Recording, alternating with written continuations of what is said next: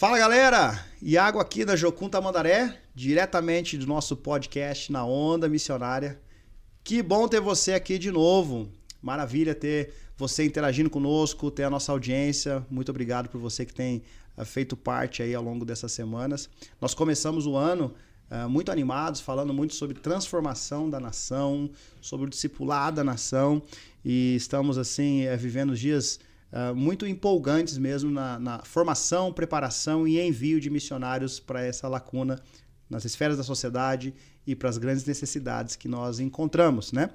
Por falar em transformação, por falar em cosmovisão, né? Eu quero hoje recomendar um outro livro para vocês. No podcast retrasado eu recomendei um livro do Loren Cunningham. Agora eu quero recomendar um livro de um amigo, escritor, uma pessoa que tem sido uma influência grande na minha vida, o Dr. Daryl Miller. Nós lançamos esse livro aqui ano passado, não sei se você consegue ver aí, A Arte, Beleza e a Grande Comissão, um chamado aos artistas cristãos. Olha, dos últimos anos, talvez a melhor obra que eu já peguei, já pude ter assim, o privilégio de ler e também de fazer parte da produção, eu, a minha equipe aqui na comunicação da Jocum. E quero dizer o porquê que nós estamos recomendando isso, porque hoje nós vamos falar sobre o papel do artista na sociedade, já que eu vou te apresentar aqui o nosso querido irmão que está presente. Mas quero dizer para vocês que esse livro, né, você que é uma pessoa que entende sobre o seu encargo, né, Deus fez você um artista para expressar a sua beleza, a sua grandeza entre as pessoas, a sociedade. Esse livro aqui ajuda você a formar a sua cosmovisão como artista e o seu papel, né, o chamado aos artistas cristãos para o discipulado das nações. Então, fica aí minha dica de leitura, né? Nunca foi nossa intenção nesse podcast fazer assim ser recomendadores de livros, né? Mas está aqui uma recomendação para vocês. Então, sem mais delongas, eu quero apresentar para vocês hoje, né, um artista. Temos um artista aqui, Dani Distler. Olha aí, uma salva de palmas, galera. A gente era para ter uma audiência aqui, né? Assim, mas o nosso estúdio só tem nós. Então, muito bem-vindo, Dani. Obrigado, Iago. Prazer estar aqui. Bom ter você aqui. Hoje nós vamos falar sobre arte, sobre o papel do artista. Então, obviamente, que nós chamamos aqui um missionário, artista, compositor, escritor, músico, teólogo, pai, marido. Ou seja, eu falei aqui que antes de começar ele é um bombril, né? Mil e uma utilidades. E Dani, que bom que você veio. Bem-vindo aqui ao nosso canal, ao nosso podcast da Jocum. Bom ter você. Hoje nós queremos conhecer a sua trajetória, a sua carreira, saber mais assim o que te movimenta, o que te move nesse ambiente do seu chamado missionário e também como você está colocando em prática a arte que Deus te deu. Então, fala um pouco para nós, cara. Se apresenta aí. Eu falei pouquinha coisa de você, mas se apresenta, fala pra galera, ali tá a sua câmera, você pode falar para eles. E aí, pessoal, beleza? Tudo bem? É um prazer estar aqui. Quero fazer uma recomendação em cima da recomendação do Iago em relação a esse livro aqui, ó. De novo. Cara, muito legal. A gente não só lançou esse livro ano passado aqui, como a gente fez uma conferência de artes com o Daryl Miller aqui no Brasil. Ele esteve presente aqui na Foi Jocum. Sensacional. Se você é artista, se você entende que tem um papel como artista dentro da formação, da cultura e tudo mais, para dentro ou para fora da igreja, você precisa ler esse livro. Se você é cristão e artista, precisa ler esse livro aqui, muito bom. Show de bola. Eu não falei, mas você pode encontrar esse livro na Editora Jocum, no site da Editora Jocum. Entra em contato lá. Eles têm o Instagram deles, Editora Jocum, ou também o site deles, editorajocum.com.br. E lá você vai encontrar o livro do Dr. Daryl Miller. Maravilha. Daqui a pouco nós vamos falar sobre o material dele e também algumas coisas ali que você entende que é importante falar para as pessoas. Bom demais. Dani, de onde você vem? Então. De que planeta do Brasil você vem? Eu sou nascido gaúcho, assim, numa cidade chamada Panambi, oeste do Rio Grande do Sul, mas eu cresci em Santa Catarina, uns 200 quilômetros para frente lá, sim, também no oeste de Santa Catarina. Então eu tenho uma formação bem interiorana, né? Uhum. E meu amor pela música começou ali, aos 7 anos ali já, e eu comecei a tocar. Meu primeiro instrumento foi um violão, comecei a tocar por causa de um chileno que tinha sido foragido, ele fugiu, né, da época da ditadura no Chile. Ele fugiu, apareceu lá e precisando de dinheiro, minhas primeiras toadas foram canções chilenas, né? Desculpa aí, mas você vem de família, de músico, artistas, assim? Como que é? Olha, a minha mãe cantou no coral há bastante tempo, ela sempre cantou, canta muito afinado, não era profissional. E o meu pai foi meio metido. Meu pai vem de uma família de pessoas metidas, algumas com arte. Então eles tinham essa coisa, mas não era um artista da área do canto. Meu pai desenhava. Eu acho que o canto talvez veio mais da mãe, mas não posso negar que o pai também tem um papel importante. Os dois nisso. Tinham também traços ali, expressões artísticas que influenciaram você. Verdade. Único filho? Tem mais irmãos? Do casamento dos meus pais, eu sou o único filho. Depois eles separaram. Meu pai teve outros 2 filhos, minha mãe teve uma filha, então é uma família bem. E quem seguiu essa carreira de artista na família foi você, os outros irmãos não. Eu persegui a carreira de artista, né? É mesmo. Com certeza é um grande desafio, né? Você vai falar para nós sobre os seus desafios. E aí, quem que te influenciou nesse caminho de música, estilos, seus primeiros contatos ali? Conta algumas histórias para nós, para a gente conhecer você. Cara, a música sempre fez parte da minha vida. Eu não consigo lembrar de algum momento em que ela não esteve presente, né? Então, desde muito, muito pequeno, sempre gostei. Gostava de cantar. Minha mãe tinha um Polivox, aqueles toca-fita antigo, e meu pai... Você tem que explicar o que é Polivox. Polivox, para você que não nasceu há 1000 anos atrás, é um toca-fita grandão, assim, que você levava. Inclusive, ia botar pilha na época, né? Você levava e tal. Sim. E aí tinha um negócio chamado fita cassete, que você colocava, né, para ouvir música.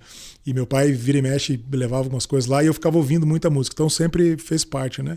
E também a cultura da cidade interior, na época, era muito assim, final de semana, o pessoal se juntava na casa de alguém, daí tinha um churrasco, e aí aquelas mesas compridas com muita comida e tal. Daqui a pouco alguém sacava uma gaita, né, um acordeon, alguém sacava o violão, e daí era aquela cantoria. Então, músicas gaúchas? Músicas gaúchas, nativistas. Na época estava bem forte a música sertaneja, raiz, assim, né? Saindo ali, raiz não, né? Mas assim, Chitãozinho Chororó, Leandro Leonardo. Você é de que ano? Década de 80 eu nasci ou 70? Em 80. 80? Então nós estamos falando ali de 87, 88 para frente ali, né? Então eu cresci muito nesse ambiente de música, né? Então desde ali eu sempre gostei e eu nunca consegui pensar na vida sem música. E sempre, desde o começo, eu tinha essa coisa de o que você quer ser? Eu quero ser músico. Eu ia te perguntar se houve um dia, um momento, você falou assim, eu quero isso. Não foi sempre organicamente. Foi naturalmente. Eu nunca pensei em outra coisa que eu pudesse ser senão um músico. E aí, seus pais viram isso cedo e começaram a investir na sua vida? Não. Não. Meus pais separaram, né? Vai para o conservatório de música, vai estudar violão. Infelizmente não, né? Entendi. Mas minha mãe comprou um violão para mim, né? Quando quis aprender a tocar. Meu pai também comprou instrumentos para mim e tudo. Mas eu acho que eles não viam hoje, né? Meu pai já faleceu, mas a minha mãe hoje ela entende um pouco melhor. Mas na época eu acho que eles viam mais como uma espécie de hobby, né? Sim. E claro, não queriam. Como profissão, não, né? E assim, né? Nós estamos falando da década de 80. No interior. Cara, era uma coisa meio que assim, mano, músico é duvidoso, né? Então, eles queriam, claro, obviamente, que eu fizesse outras coisas. E eu até fiz alguns outros caminhos, mas infelizmente, para eles, a música sempre falou mais alto. Que legal. E qual é o seu instrumento? Eu sei que você toca violão, mas eu não sei se você tocava só violão, tocava outras coisas também. Eu comecei com violão e o violão foi meu instrumento por muitos anos. Sempre gostei dessa relação com o instrumento. Depois eu comecei a tocar guitarra, que também é um instrumento que eu gosto muito por causa dos estilos musicais que eu fui ouvindo também, né? E daí mais recentemente eu comecei a explorar outros instrumentos de corda. Então, Cigar Box, que é uma guitarra de... Podia até ter trazido, acabei. Eu não conheço. Talvez eu conheça, mas pelo nome... Cigar Box é uma caixinha pequenininha, baseada com aquelas caixas de charuto, eles faziam isso. Isso é uma história que remete lá, a história dos escravos. Começou com a Doodly Bow, que eram uns pedaços de pau. Eles eram músicos, não tinham instrumentos, então eles pegavam cabos de enxada e tal, botavam uma corda, pegavam uma boca de garrafa ali, quebravam, faziam um slidezinho, e aí nasceu o blues, né? Legal. Esses instrumentos nasceram blues, 1 ou 2 cordas. E a Cigar Box... O slide é a ideia, então, de garrafa de vidro deslizando nas cordas. Faziam isso aí, porque não dava para fazer traste, né? Um pedaço de pau, né? E disso evoluiu para a Cigar Box, que daí eles pegavam aquelas caixas de charuto, que eram jogadas fora, e aí eles faziam aquilo lá uma caixa acústica, eu colocava um cabo, e aí colocava 1 ou 2 cordas, e aí isso evoluiu, e aí virou a Cigar Box de 3 cordas, 4 cordas, até 6 cordas fantástico. Hoje. Um instrumento muito legal. Eu gosto muito de tocar, gravei algumas coisas com ele e tal. E aí, cara, foi bandolim, né? Assim, mais voltado banjo, a instrumentos de cordas. Instrumentos então, de corda no geral, sim, assim. Mas assim, sim. eu sou um entusiasta, não sou um profissional. Sim. Eu gosto. Até onde eu vou, eu faço bem. Legal. E Dani, você cresceu num lar cristão, evangélico? Já era todo um contexto ali de fazer isso na igreja ou não? Como que foi ali sua vida com Jesus? A minha mãe é luterana, né? Então, assim, o luterano, ele é uma cultura, né? Então é mais que uma religião. Tem um lado bom e tem um lado ruim disso, né? O lado bom é que você está engajado com aquilo. Então eu frequentava os cultos da luterana, eu fiz todos os processos, confirmação, batismo, quando era criança, né? Eu frequentava os cultos na cidade interior, tinha muito culto em alemão, então eu só ia nos que eram em português, eram mais raros. Né? Sua família falava alemão também? Minha mãe fala alemão até hoje. É mesmo? E você aprendeu? Eu sou... Cara, disse que quando eu era pequeno eu falava, mas eu não desaprendi. Só alles gut. A família por parte de mãe, os dois lados, eles vieram, né, da Bielorrússia e da Alemanha, né, da região da Bavária, né? Então tem toda essa informação. Você deve ter ouvido falar daquele lugar da Jocum que tem um castelo. A Jocum tem um castelo Sim, lá perto de Munique. Sim, isso que mesmo. É na Bavária, né? Isso mesmo. Se chama Hurlach. Isso, cara, fez um lugar lindo, cara. Assim, um lugar de agricultura. Claro que tem Munique, que é uma baita cidade, né? Mas é fantástico. Acho que é a maior que tem lá, né? Eu acho, assim, que da região, com certeza, é a maior. Sim. Mas a Bavária, a tradição musical, as danças, a roupa, o pessoal é muito único. Sim. Muito único, assim. Marcou minha vida moral. Morei não muito tempo, 3, 4 meses lá. Mas a influência alemã no Brasil é grande. Enorme. Não tem como negar que o sul do Brasil foi modelado musicalmente, culturalmente, por causa da influência, né? Perfeito. Claro, tem outras, né? Italiana, polonesa, principalmente aqui na nossa região, mas os alemãos são bem característicos, únicos, assim, né? Um grupo que se desenvolve em comunidades, inclusive, até hoje, né? Na verdade, se você for pensar na colonização, eles vieram não pensando na miscigenação, mas vieram preservando a sua cultura, porque também a maioria pensava em voltar, né? Foi só com o tempo que eles perceberam que não tinha volta. E aí, tanto é que você pega o interior, né, essas regiões, tem muita colônia ainda, né, alemã. Tem gente que os mais velhos nem falam português. Eu conheço aqui Wittmarsum, que eu gosto muito lá. Tem gente que não fala português. O cara só fala alemão. Antigão, sim. E eu cresci nessa cultura. Então, assim, eu tinha uma relação com a igreja luterana e já ali no contexto da igreja, que também não é só questão da fé, mas é a questão também todo o aspecto... vamos colocar assim, social. É toda a cultura em torno da igreja. Na cidade que eu cresci, uma cidade chamada Riqueza, bem interiorana, você tinha 2 igrejas. Quantos mil habitantes, Riqueza? Na época devia ter 1.000 habitantes. Uau. Quando eu cheguei, 1.000, 2.000, era uma cidade pequena. Você é um cara que eu conheço que vem de cidade menor, que eu já ouvi falar, 1.000 habitantes. Era muito pequena. Depois cresceu. Hoje tem, sei lá, 15, 20 mil, não sei quantos tem, mas na época era bem pequeno. Mesmo assim, a pessoa que ouve falar que veio alguém de uma cidade de 10, 15 mil habitantes. Não. Na década de 80 era uma cidade recém, eles estavam num processo de emancipação. Sim, eles eram um distrito. E minha mãe foi a pessoa que foi lá, foi a primeira farmácia, que não era nem farmácia, era um posto de saúde na época. Então, assim, não tinha um posto. Sua mãe trabalhava com isso. Ela conseguiu comprar esse posto de saúde e que depois virou uma farmácia. Então, por muitos anos, minha mãe foi a única farmacêutica da cidade. Tinha uma farmácia, tinha um posto, tinha um mercado. Depois foi crescendo. Hoje tem. Desculpa, tem mais, eu não perguntei o nome da sua mãe. Doris. Mãe, beijo, te amo. Ela é Distler? Distler. Ela é Distler. Distler é alemãozão. É alemão, vem da região da Bavária. Bom demais. E aí, Dani, fala um pouco mais assim sobre essa parte sua de transição, né? De você entender, falar, peraí, a música tá no meu sangue, tá comigo, mas eu quero fazer um negócio diferente com isso aí. Como é que é? Como que você chegou nesse lugar? Foi a sua chegada no contexto Jocum, que você foi entendendo isso, a sua vocação, vamos pensar assim, a sua vocação. Você vem do lugar interiorano, vem desse contexto de cidade menor, de uma cultura baseada numa fé, né? Assim, a fé evangélica. Mas chega um momento que a gente descobre por que a gente nasceu. Como é que você conta essa história para nós? Quando eu saí, essa história é longa, eu saí de uma cidade, fui para outra, fui indo para várias cidades, sempre com esse coração de artista. E eu sempre encontrei na música uma linguagem, uma forma de expressão. E por muito tempo, inclusive, eu firmava minha identidade no que era música. Então eu cresci, assim, até os meus 15, 16, 18 anos, isso era uma coisa muito forte para mim, né? Toda a rebeldia, porque assim, a questão da igreja chegou um momento que eu me desconectei dela, né? Eu nunca me desconectei de Deus, mas da religião, sim. Você teve o seu momento rebelde? Tive, não, e até hoje eu acho. Você foi fazer tatuagem, ele né? Persevera. Foi deixar o cabelo crescer a primeira tatuagem meu pai nunca viu, né? Assim, você já estava velho já? A minha primeira tatuagem eu fiz com 16. Seu pai faleceu, você era novo? Não, faleceu agora na pandemia. Faleceu recentemente agora, 3 anos.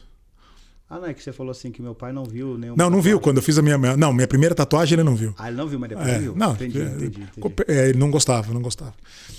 Mas enfim, nessa caminhada, cara, eu sempre encontrei na música um propósito e uma linguagem. Eu sempre pensei na música não como algo fútil, mas como uma linguagem mesmo, uma forma de protestar, uma forma de afirmar, uma forma de dizer alguma coisa.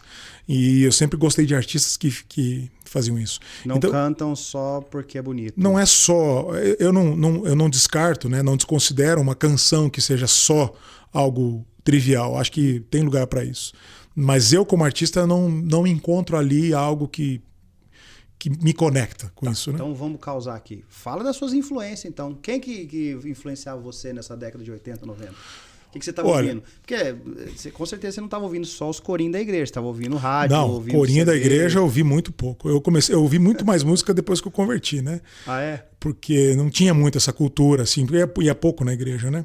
Mas eu ouvi, no começo da minha caminhada, eu ouvia essas músicas sertanejas, tocava, tinha um amigo meu, a gente tinha uma espécie de dupla. Aí você que tá ouvindo Dani, até Zezé de Camargo e Luciano. Ele Cantei Zezé de Camargo e Luciano, Leandro Leonardo, Chitãozinho Chororó, cantava tudo isso aí. Sérgio Reis, tudo. Mas eu tive uma experiência muito forte. Meus pais eram separados, eu fui morar com meu pai um tempo, e aí eu saí dessa cidade pequena, fui para uma cidade um pouquinho maior. E aí, nessa cidade, meu pai ouvia muito Beatles e Rolling Stones, eram as bandas preferidas. Michael Jackson, rock and roll, então. Madonna, ele era mais aberto, né? Uhum. Então eu comecei a ouvir isso, e aí eu comecei a me encantar com essas coisas. Aí comecei a ouvir algumas coisas, alguns rocks nacionais, Legião Urbana, sim. Barão Vermelho, Cazuza. Que são pessoas que, exatamente esse modelo que você falou, né? Exatamente. Havia um protesto ali, né? Pronto. Havia uma ideia por trás da canção. Né? E aí, junto com tudo isso, né, um garoto de 15 anos, com um coração um pouco rebelde, eu descobri o rock, né, cara? Aí o rock internacional. Então eu comecei a ouvir bandas tipo Black Sabbath, Metallica, Iron Maiden. Daí logo depois, da década de 90, uma banda que fez muito sucesso, né, que o pessoal talvez hoje nem conheça muito hoje, que é o Raimundos, né, estourou no Brasil, né, com o Rodolfo Abrantes na época. Inclusive, tem uma música que o Dani compôs e tem uma participação ali do Rodolfo Abrantes, né, isso, muitos anos depois eu encontrei ele, que era para mim uma referência na minha adolescência, né? Só que daí ambos convertidos e tal, eu tive essa oportunidade. Que ano você gravou com ele? Rapaz, isso foi 2012. 2010, 2012. Eu sei que é uma música que a galera da Jocum ama cantar, né? Avançar. Avançar é uma música muito missionária, assim, muito de... E ela tá ligada ao Mission Adventures, que é um ministério muito forte de missões, né? Não sei se você lembra, eu te conheci no Mission Adventures de 2010. Sim, eu lembro. Estamos ficando velho, já tem 15 anos, Tem 15 anos, isso. Conheci ele lá, a gente foi pro Paraguai junto. Acho que a galera foi pro Paraguai, você tava junto. Eu não fui nenhum prático do Paraguai. Aí, eu lembro que a primeira vez que eu ouvi você cantando, né, inclusive cantando essa música, acredito que Avançar, já tava tocando ali, né? Foi, acho que em 2012, já tava tocando ali. 15 anos atrás, Eu falei, pô, legal. Comecei a ver assim que tem um irmão evangélico que tá cantando e tocando de outra forma, né? Não apenas a música congregacional, né? Apesar que a minha escola musical, né? Eu já fui batera também, já tive banda, né? Era as bandas cristãs, assim, tipo, a gente tocava Resgate, Fruto Sagrado, Metal Nobre, Oficina, então já era um pessoal pensante, né? Sim. Eu gosto muito do Zé Bruno, não sei se você conhece as músicas do Zé Bruno, o escritor. Gosto muito da forma como ele entende que a música carrega essa mensagem profunda de transformação, né? Muito bom. E ali, então, no 80, 90, essas pessoas começaram a te mostrar uma Influenciaram muito forma de ver a parte musical. Porque aí você estava lidando com uma fase muito forte era o advento da MTV. Então você começou a ter muito acesso a isso na antena parabólica, né? Tudo isso, né? Quem assistia a MTV era diferente, né? E eu descobri dentro disso, cara, o movimento punk. Então, tipo, bandas como Ratos do Porão, Cólera, Garotos Podres.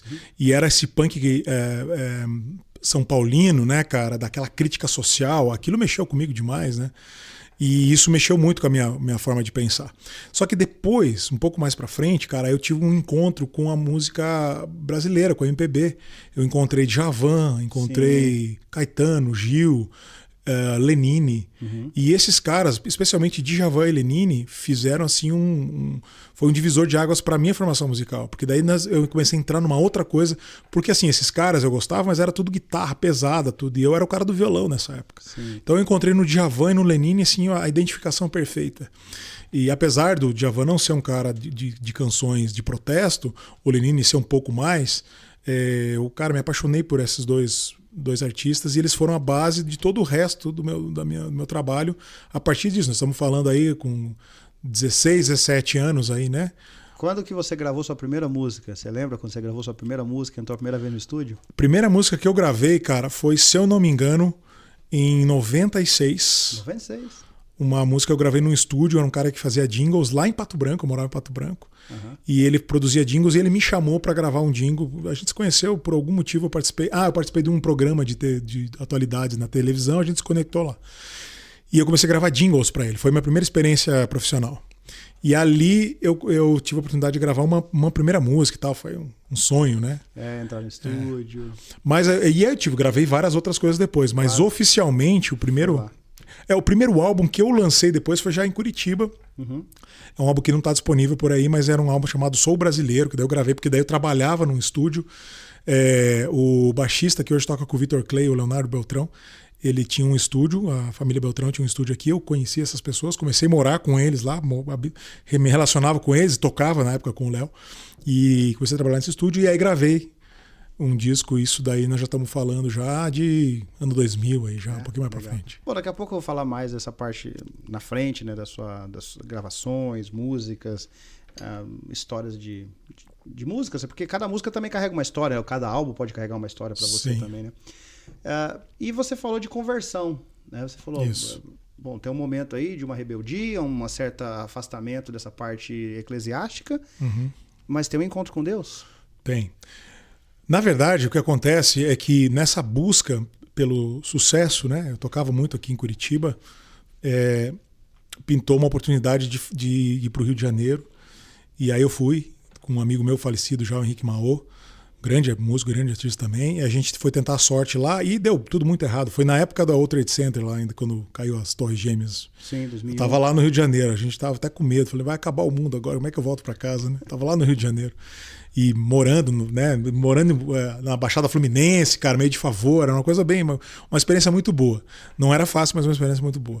E ali, cara, eu comecei a ter uma relação, eu nunca deixei de ter uma relação com Deus, eu sempre entendi Deus como um ser presente, mas não tinha uma relação direta com ele. Apenas entendia que ele estava lá, eu sabia que ele estava lá. Mas ali, cara, naquela situação mais adversa, eu comecei a buscar mais.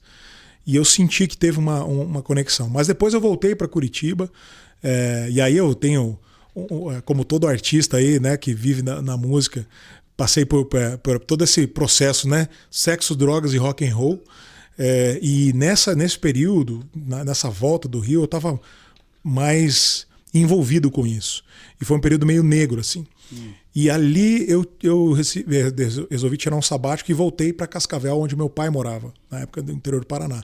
E ali, nessa experiência de estar lá, meio desplugado de tudo, eu tive um encontro com Deus. Ele me encontrou num dia, assim, buscando, ele falou comigo através da Bíblia, e não era uma coisa muito nova para mim, mas eu tive plena convicção, eu escutei a voz dele falando para mim, né? Ora, o próximo passo, o que você tem que fazer? E a partir dali, cara, foi assim, morreu um cara e nasceu outro.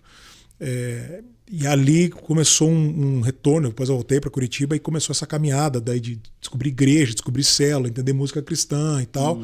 E foi um período curto até chegar daí na Jocum. Eu ia perguntar sobre isso, né? Talvez está bem conectado, né? A sua conversão com o momento que você chega Jovens com uma Missão. Isso é 2005. Eu vou fazer uma escola que é na Vila do Louvor. E aí já conectado com a igreja. Escola lá? Por que você vai fazer a escola lá? Eu fiz a escola lá porque eu conheci o primeiro cara que caminhou comigo, o Jorge. Ele foi o meu discipulador, assim, o cara que andou comigo. E ele tinha uma família no Rio de Janeiro, e lá no Rio de Janeiro eu ouvi falar da Vila do Louvor e do Beto Tavares, que era o líder na época e era músico. O Beto, se eu não me engano, é o fundador também da Vila do Louvor. Isso, né? ele foi o fundador da Vila. Era uma base missionária, hoje já tem uma vertente um pouco diferente, mas a ênfase da base... Foi a primeira base de artes, oficialmente de artes no Brasil. Foco de artes. não era só música, então. Era artes, Era forte música porque o Beto era músico, né? Mas a visão dele era artes, né? Você gravou também alguma coisa com o Beto? Gravei um álbum, Café na Cuia, 2009. Café na Cuia? Café na Cuia. Aí, você tá sentindo que o café tá caro, e realmente tá caro, né? Então vai lá, ouve lá o Café na Cuia. Café na Cuia, lá tá barato, você ouve nas plataformas. Esse aí você ouve gratuitamente aí nas plataformas. Parceria com o Beto, foi poemas que ele fez, e alguns poemas que ele fez, algumas músicas, alguns poemas eram músicas, algumas músicas minhas, a gente juntou e gravamos. Legal, bem vou ouvir esse aí, eu não lembro de ter escutado ainda não. 2009. Café na Cuia. Café na Cuia. Temos que fazer o volume 2 agora. Boa demais. E ali, cara, eu encontrei essa ponte por causa desse lance com a música, né? E o meu pastor, na época, eu queria ser ministro de louvor, né, na igreja. Uhum. Então, tinha uma escola que eles ofereciam que era uma escola de treinamento para ministros de louvor, a ITMIL, que eu acho que nem existe mais. Lá na Vila do Louvor. Então, eu fui fazer essa escola. E quando eu fui fazer essa escola, o meu pastor, na época, disse, olha, faz a ETED também, aproveita que está lá, fica um ano lá, faz uma imersão. E aí eu fiz. Mas quando eu cheguei, logo nos primeiros dias que eu estava lá, eu já tinha certeza que eu não ia mais embora. Lá no seu lugar. E aí eu fiquei... Encontrou sua tribo. Voltei para o meu pastor, conversei com ele, falei, pastor, se o senhor falar que isso é importante, você que é artista, você tem que aprender a se submeter, hein? Eu voltei para o pastor e falei, olha, eu entendo de Deus que eu tenho que ficar lá, eu tenho uma palavra para ficar lá, mas se o senhor falar para voltar, eu volto. E meu pastor era um homem de Deus também, já falecido, o reverendo Neivair. Ele disse, se Deus está falando isso para você, quem sou eu para falar contra? Uau. Vai em nome de Jesus. Esse aqui é pastor. Pastorzaço, cara. Esse era monstro. E discernimento, né? Demais. E apoiou e tudo. Aí eu fui para lá e aí começou toda essa história aí com artes. E me fala assim, tá, as histórias, às vezes a gente fala assim, 30 segundos e é um ano, né? Coisas marcantes que você percebeu ao estar numa comunidade da Jocum, seja fazendo ETED, seja fazendo a ETMIL, né? ETMIL, O que marcou você? Tipo assim, porque você sentiu o desejo de estar ali. Sim. O que era diferente? O que era fora da curva, fora da caixa? Ou experiências assim que você teve ali, cara? Cara, eu acho que a coisa que mais mexeu comigo quando eu cheguei na Vila do Louvor era a liberdade. Porque quando você olha a religião de fora, mesmo que seja a Jocum, uma missão, você pensa que você vai ficar preso a certas coisas. E, de fato, tem coisas que são inevitáveis, especialmente uma comunidade, né? Responsabilidades, né? Você tem manutenção, você tem saudáveis. Coisas, você tem isso, né? Mas, nesse caso, para mim, o que mexeu comigo foi a liberdade que eu tive para criar. Porque, até aquele momento, eu entendia a música, assim, você tinha a música sagrada e a música profana, né? O secular. Então eu estava entendendo que eu não podia mais me relacionar com o universo secular. As suas referências que você falou agora, né? O pessoal começou a assistir o podcast.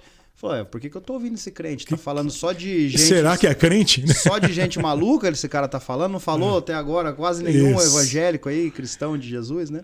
E essa crise, né? Acho que muitos têm essa crise, né? Secular e sagrado. E é uma coisa que eu na igreja, né? Eu tive amigos na igreja ali que falavam, cara, você não pode mais ouvir música do mundo. Agora você só pode ouvir música cristã. E não foi ruim. A experiência não foi ruim. Eu descobri. Aquele primeiro momento ali. Cara, eu descobri Diante do Trono, por exemplo, que era um negócio que jamais imaginei que eu vi. E era legal. Pô, Diante do Trono, aí Resgate, né? Você tá falando Resgate, Oficina G3, o próprio Beto Tavares, Vineyard, aí tava acabado de lançar o primeiro álbum, né? O Vem Essa é a Hora. E eles são daquela região, né? Sim, a base em Piratininga, a gente congregava na Igreja Vineyard. Então, assim, foi uma descoberta, né? Músicas assim clássicas, essa é a hora da oração. Nossa, muito, demais. E aí descobri João Alexandre, que era um negócio assim, cara, tipo, João Alexandre, sim, eu pensava, pô, Djavan é um baita músico, mas o que é o João Alexandre? Né? Que inclusive eu tive a oportunidade de lançar agora, recentemente lancei uma música com o João Alexandre. Sério mesmo? Pô, acabou de sair. Onde? Aqui em Curitiba? Não sei. Essa música, essa história é outra história. Eu gravei essa música 13 anos atrás. É mesmo? E aí a gente lançou só agora. Acabou de lá, faz umas 2 semanas, você que tá aí. O que será, será. Eu e o João Alexandre juntinhos aí. Ele tocando também? Ele cantando. Ele faz uma participação. Se ele tocar, daí ninguém mais toca, né? O João é monstro. Não, o João, quando eu ouvi ele pela primeira vez, muitos anos atrás, Acho que a gente fazia até um teatro de uma música dele, que acho que era chamada Brasil. Aham. Era uma crítica também social, Sim. né? Olha para cima, Sim, sim. olhar também a situação do povo, né? Aham. Mas a letra e a musicalidade dele, incrível, né? Não. Incrível. A gente tinha um teatro que a gente fazia na nossa igreja para evangelizar. É. A gente evangelizava, ia assim nas escolas e fazia uma... Não sei se era um teatro ou uma dança com aquela música. Eu acho que chama Brasil, se eu não estou enganado. Não, o João é um artista completo, né? Ali, então, nesse momento seu na Jocum, você começou também a ouvir outras coisas. E isso foi, então, daí eu saí da igreja com isso e quando fui para lá, eu mergulhei nisso de cabeça. Mas aí eu encontrei essa liberdade. Eu falei assim, não, peraí, você não precisa deixar de ouvir. Você precisa aprender, agora você precisa reaprender a se conectar. Porque, na verdade, eu acho que o grande desafio para o cristão é entender que a revelação de Deus, né, ela está sobre todas as coisas, em todos os aspectos. A gente precisa encontrar isso. Porque onde há beleza, bondade e verdade, só pode ser revelação de Deus. Então, assim, você pega uma música secular, dependendo do artista que você pega, talvez você não vai encontrar isso mesmo. Mas dizer que não existe em nenhum lugar é, no mínimo, desconhecer esse fato, né? Eu poderia dizer que isso é até uma leitura teológica da graça comum. É lógico. Eu tenho lido Abraham Kuyper, que Sim, é um comentamos grande sobre defensor da... talvez eu arrisco dizer que uma das primeiras pessoas que escreveram claramente sobre possível. essa graça, que ela é derramada sobre o ser humano. Isso. E aí nós temos que tentar achar onde que tá isso, né? Porque tem o ruim e tem o bom, né? Tipo assim, tem música boa e música ruim, Dani? Tem. Dos dois lados? Claro. No gospel e no secular? Muito. Tem música gospel também que dá pra dizer, isso aqui tá contaminado. Tem. Então, o grande erro, e aí essa descoberta que foi fundamental, cara, porque assim, a gente separa... Tá provocando essa audiência, viu? Você separa... Existe música boa e ruim. Você separa sagrado e secular como se a Bíblia fizesse separação, e a Bíblia não faz essa separação. A Bíblia faz separação entre o que é santo e o que é profano. Então, quando você entende o que é santo e o que é profano, você começa a descobrir que existem coisas profanas dentro da igreja.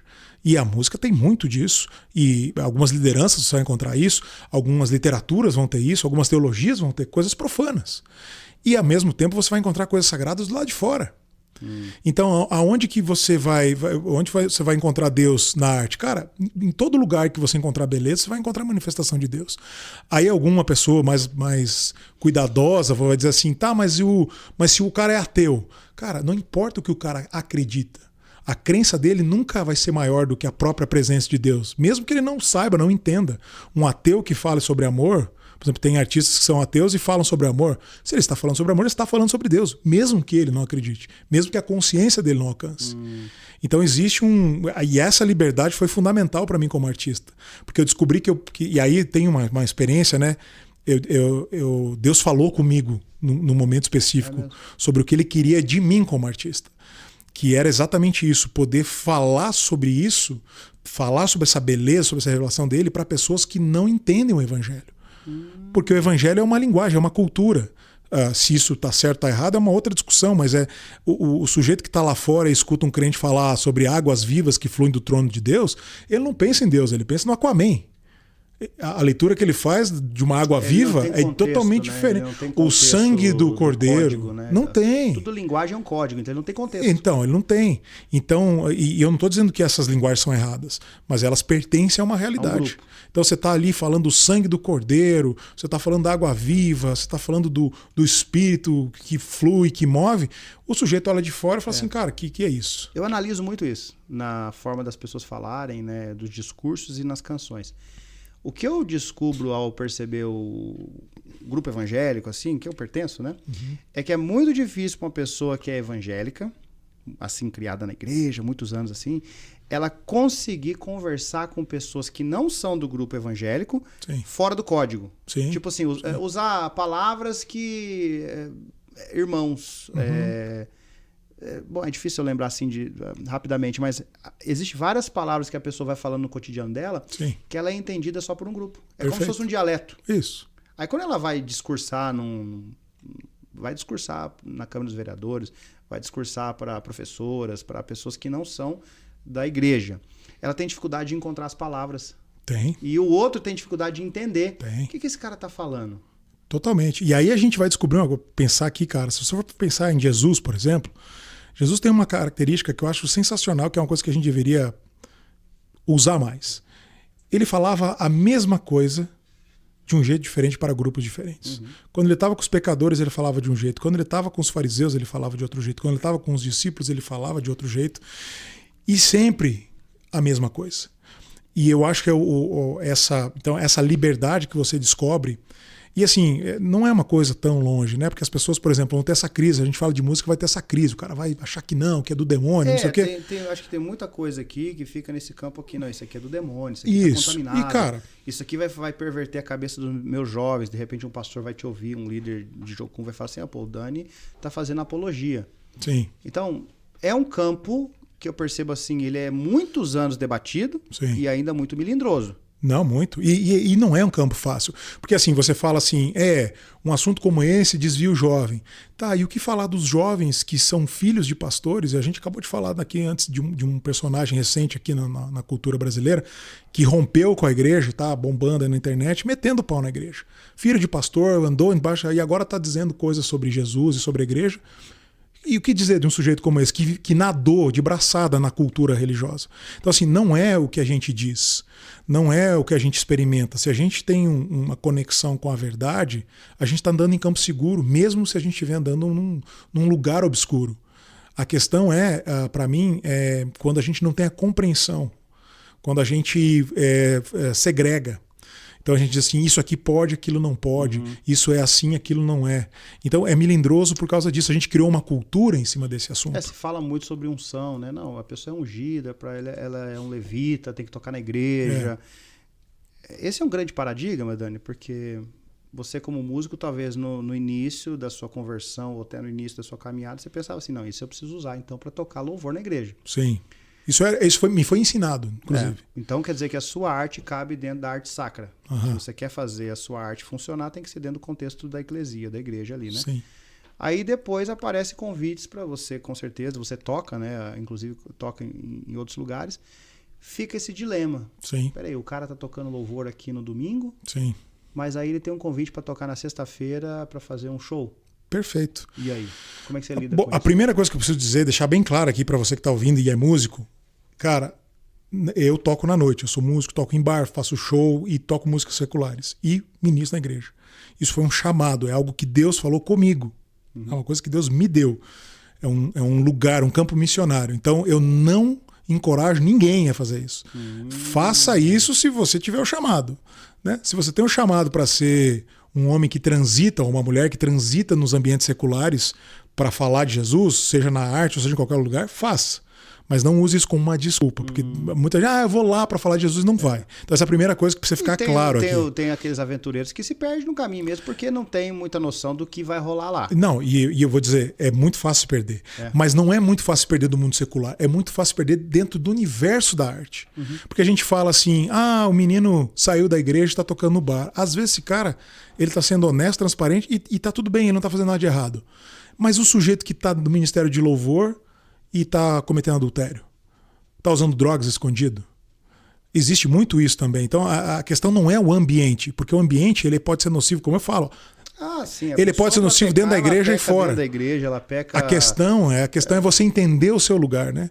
Então assim, eu quando eu estou tocando um bar, cara, eu sei que eu tenho uma oportunidade, e foram várias as vezes que eu tive, e eu sei que haverão muitas outras, de sentar com uma pessoa e falar de Jesus. Me conta uma história, então. Já que você é um evangelista, um missionário no campo das artes musical, me dá uma história. Aqui não tem nenhuma, né? Cara, a mais recente aconteceu há um pouco tempo, no final do ano passado. A gente estava tocando num bar, tinha uma mesa com duas meninas bem próximo e uma outra mesa com uma mulher sozinha bebendo. E essas meninas aqui. E, cara, ambiente de bar, né? As meninas estavam ali, meio que querendo flertar com a gente e tal. O meu baterista dando um mole pra uma das meninas e tal. Um papo assim, isso é normal. Por isso que eu digo, você tem que ter uma cabeça boa, né? Graças a Deus, eu sou casado, tenho filhos e isso não é um problema pra mim, nem pra minha esposa. Beleza, terminou o evento ali, o show. O meu baterista sentou com as meninas e, nesse meio tempo, as meninas tinham chamado a outra menina que tá sentada pra mesa também. Tava bebaça ali, conversando e tal. E eu pedi o meu lanche e tal. Quando eu fui sentar numa outra mesa. E aí, cara, o Espírito Santo falou comigo, senta lá, junto.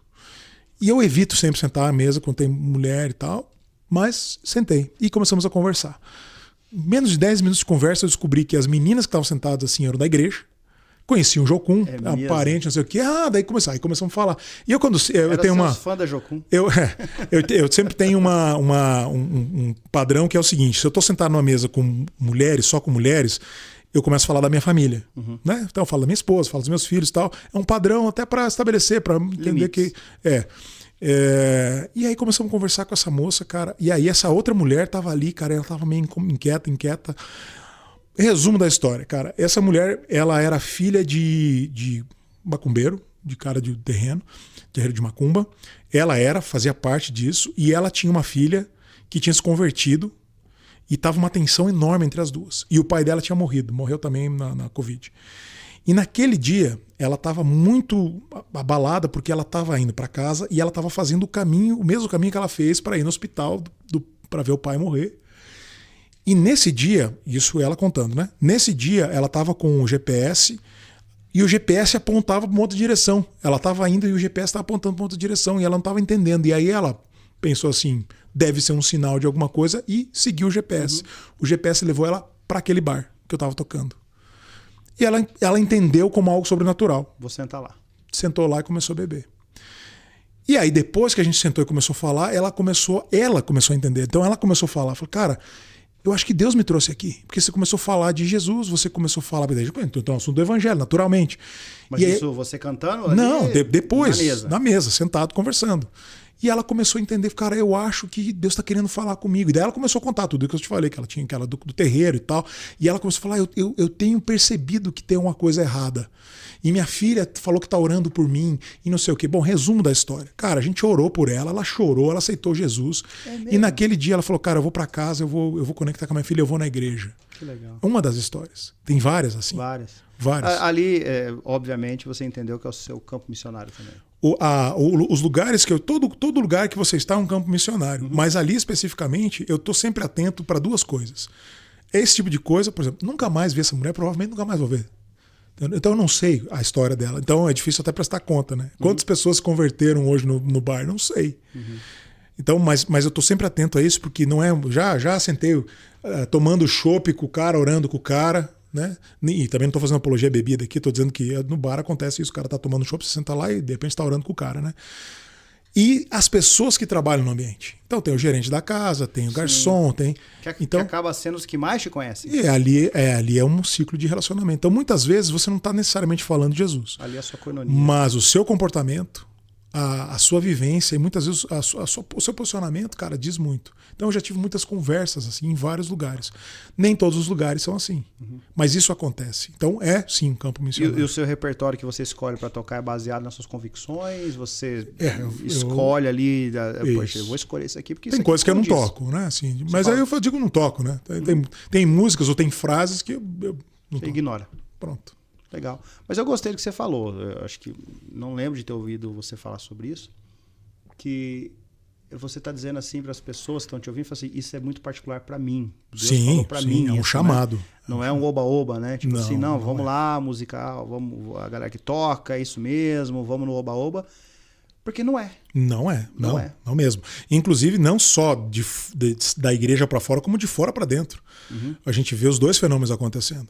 Gente que quer sair da igreja para tocar eu quero tocar no mundo, quero experimentar e se perde.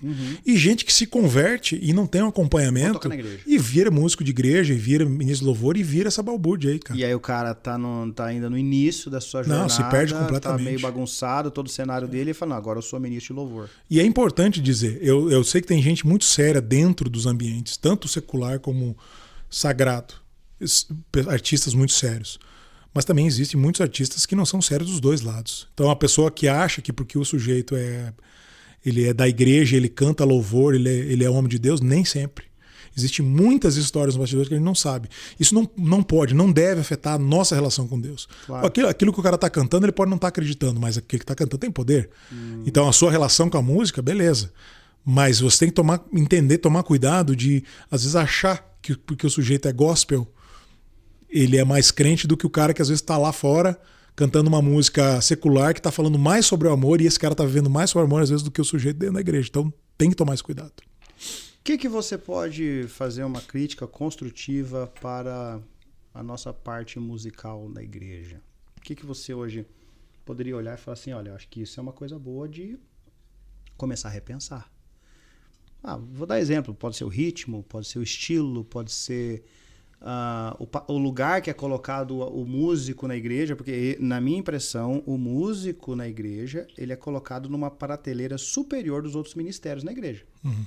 Fala-se muito de consagração do músico, mas e a mulher que cuida das crianças lá, que tem uma baita influência sobre a vida das crianças? Perfeito. Vamos pensar aquela diretora da escolinha dominical, ou a professora da escolinha dominical. Cara, ela tá tocando diretamente as nossas crianças. Eu tenho filho pequeno. Sim. Fala-se muito da consagração do músico, do levita, de separar, de não se contaminar, sabe? Tem um movimento, assim, parece que coloca em outra prateleira, Dani. Não sei se é a minha impressão. E aí a gente olha para aquela pessoa que parece que é de segunda classe, mas na verdade ela está tendo exercendo uma influência talvez maior do que o músico. Então eu faria uma crítica assim. Sim. Eu acho que ministérios são ministérios, estão ali para servir o corpo, né? Sim. Não mais ou menos. Sim. E você? O que você vê no mundo da música gospel? Bom, primeiro eu acho que a música ocupa um lugar importante na igreja. Ela é às vezes 40% de tudo que acontece lá, né? A música.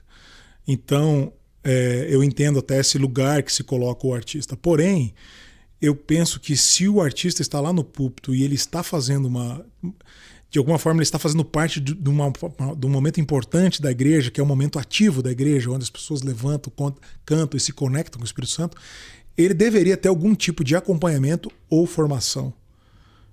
Para mim é o primeiro dilema, que isso não existe, né? Assim, na maior parte das igrejas o cara não tem uma formação em nada. Ele está só cantando ali músicas que ele gosta e tudo mais. Você fala formação o quê? Formação musical? Uma formação, um discipulado, um acompanhamento, uma formação teológica, uma mentoria, bíblico, discipulado. Porque assim, ele ocupa discipulado. Ele ocupa um papel tão importante quanto o do pastor. Aquilo que ele está cantando tem que estar anexado com a palavra que está sendo dita. Sim. Então, isso é um dilema. Talvez o maior problema hoje nessa coisa da música gospel, que eu acho que também já é um problema em si mesmo, né?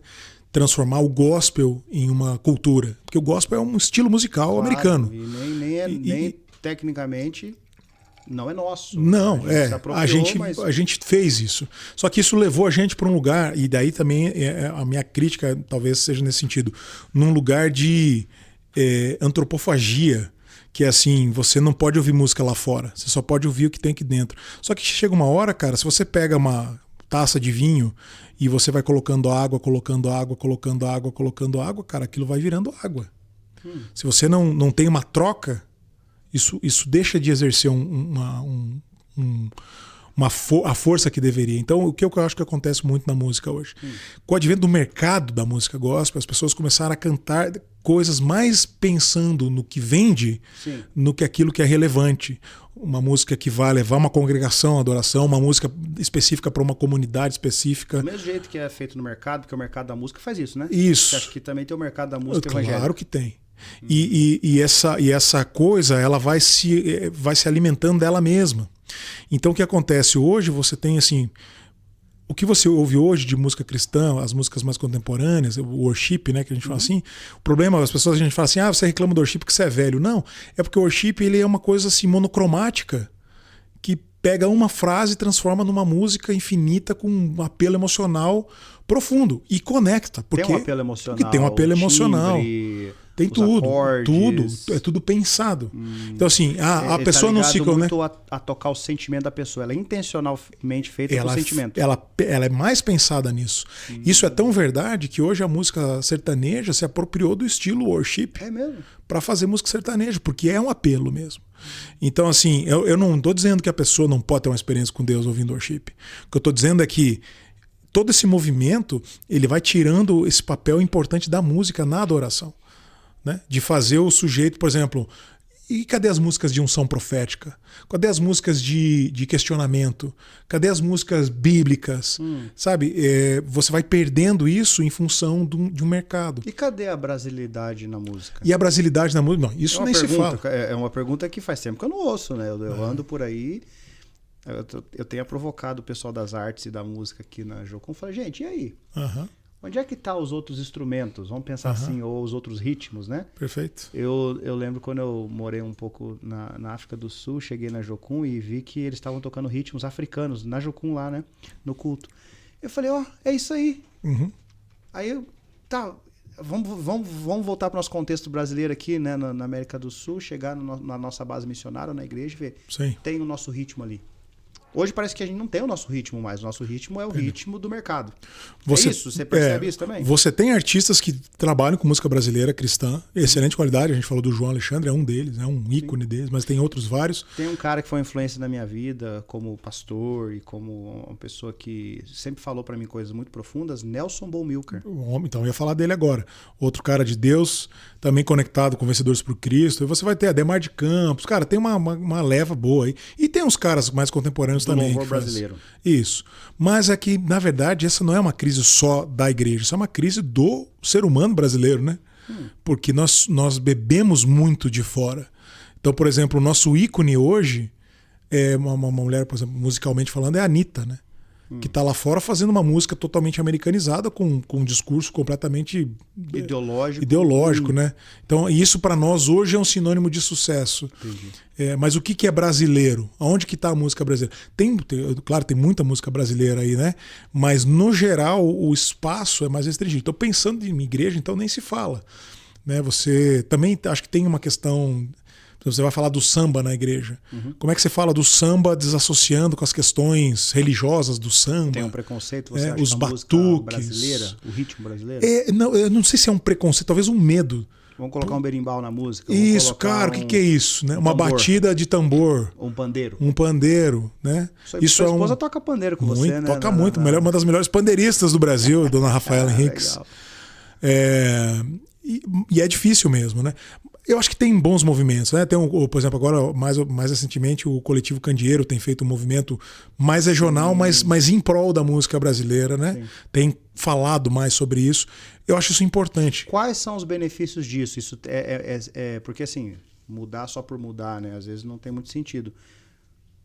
O que traz de bom para uma igreja, para uma congregação, investir mais em abrir o leque, assim, das opções de servir o povo com uma cultura mais local, mais própria?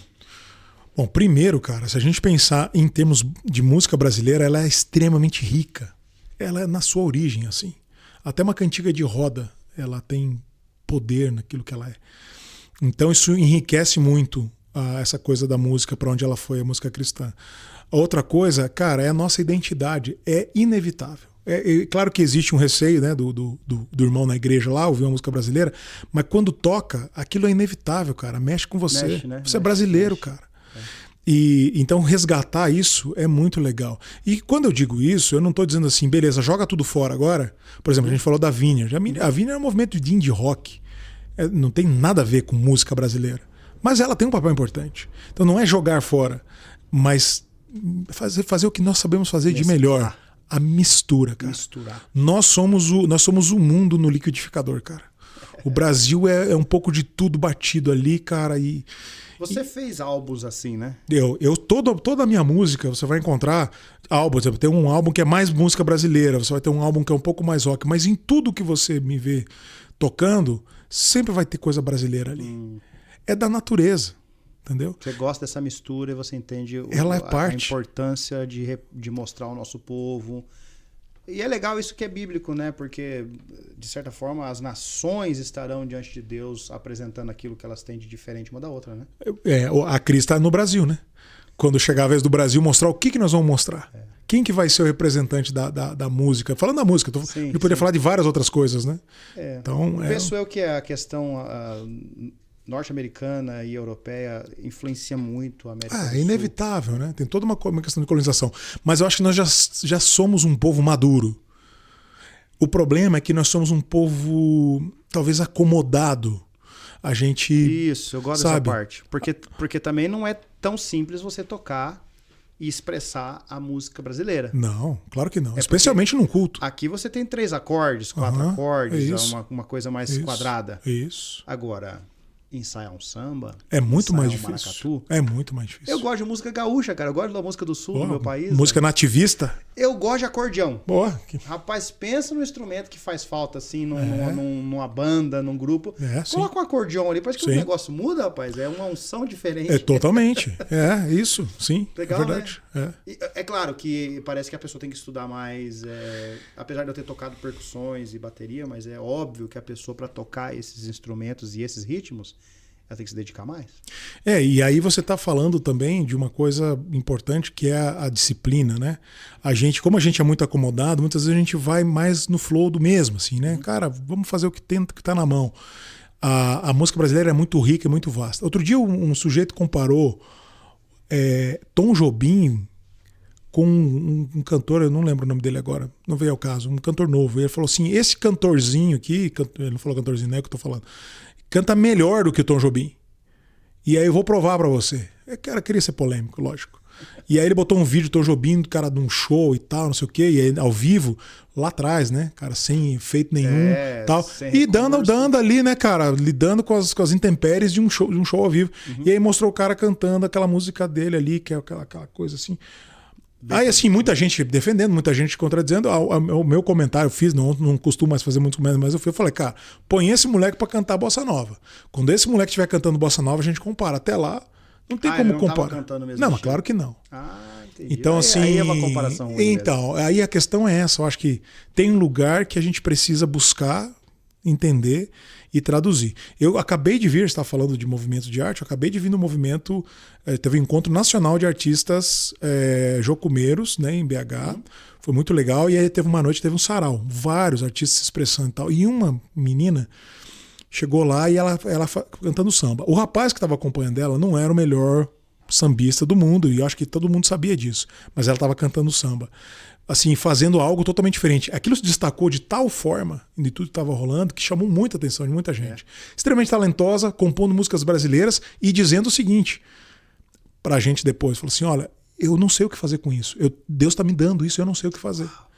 E eu falei, puxa, cara, isso aqui com um artista certo, no momento certo, cara... Já colou nela. Não, já estamos... Vamos ficar amigo aqui, né? Que massa. Como é que é o nome da irmã? Então, eu não sei. Ela conectou com a Lela, né? Porque tem isso também, né? O pessoal fica ali, né? Vai com as meninas e tal. Sim. Mas extremamente talentosa.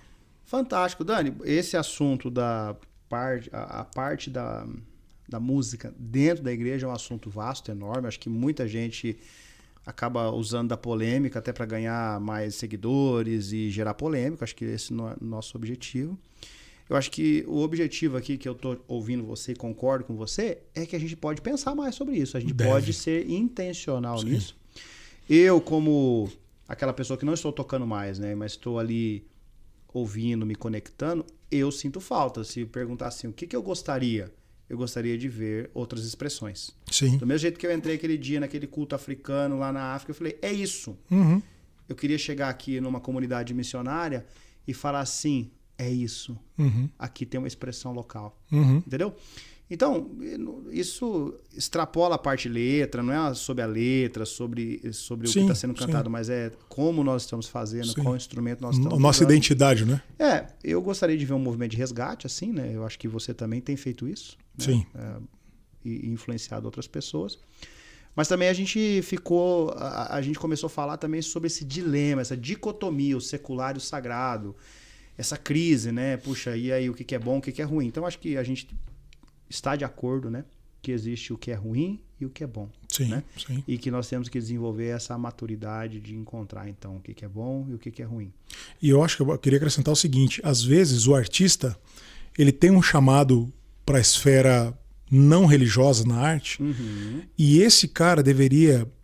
Ele deveria ser cuidado com muita atenção pela igreja. Sim. Porque o que acontece é que a igreja faz o contrário. Despacha esse cara. Ele não tem muita serventia. Ele não serve pro ritual religioso. Esse cara deveria ser muito bem cuidado pela igreja. Da mesma forma que o cara que está dentro. Esses dois caras estão num caminho perigoso. Então, assim... Para quem tem igreja, para quem tem comunidade, valorize o artista nisso, porque o Daryl Miller fala uma coisa muito legal, não no livro, mas na conferência ele falou isso. Ele falou assim, uma igreja saudável produz artistas para o mundo. Uau. E essa frase mexeu muito comigo. Eu falei, cara, é isso. Porque se nós temos nós estamos mais próximos da verdade, da bondade, da beleza de Deus, porque estamos na igreja, é de lá que a gente tem que evocar isso para fora. Né? Então nós somos uma espécie de ponte. Nós não somos um fim em si mesmo. Né? Nós somos um lugar que vai anunciar em um lugar escuro a luz. Falar, ó, cara, a luz está aqui, e ajudar as pessoas a encontrar esse caminho. Né? O ponto exatamente agora da nossa entrevista aqui, do bate-papo, é falar sobre isso. É falar sobre esse papel transformador do artista na sociedade, e essa pessoa não está fazendo arte para dentro da igreja, não está fazendo necessariamente arte sacra. Né? É aqui que nós estamos, Daniel. O podcast nosso Na Onda Missionária, ela é sobre a visão do Loren, que ele enxergou onda de jovens invadindo os continentes da Terra. E a ideia que Deus deu para ele é exatamente: essas ondas são pessoas em esferas, em comunidades, em lacunas, preenchendo o todo, né? Perfeito. Discipulando pessoas para discipular as nações, né? Perfeito. Qual é o papel do artista? Como você vê ele como um agente de transformação? Me dê exemplos, me ajude a nossa audiência a entender. Então, eu sou um artista, não consigo só fazer arte sacra. Estou entendendo que Deus está me chamando para fora. Para quê? Tá com você. Bom, maravilha. Antes de falar exatamente disso, eu só quero acrescentar o seguinte: todo artista que tiver um chamado para fora e exercer, ele naturalmente servirá a igreja também. Isso é uma coisa que está intrínseco. Eu lembro do Huckmacher falando, né, que ele pensava fora, mas ele era diácono da igreja, né? Legal. Ele ficava lá. Sim. Quer dizer, o artista não é pra se desconectar. Não se desconecta. Pelo contrário, a conexão fortalece. Só se desconecta se é colocado de escanteio, eu acho. Que naturalmente, se o cara. Se ele é desconectado. Exato, ele é cortado. Né? E às vezes pode ser uma decisão dele, mas isso existe um viés, né?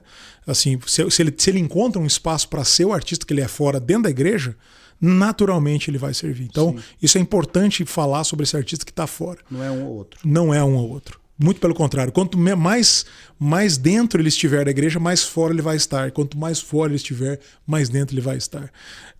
Como que a arte pode ser uma ferramenta para o discipulado e transformação cultural? Esse é o nosso ponto. Então, o primeiro ponto, cara, sobre isso é que nós temos que entender que a arte é a arte que promove a cultura.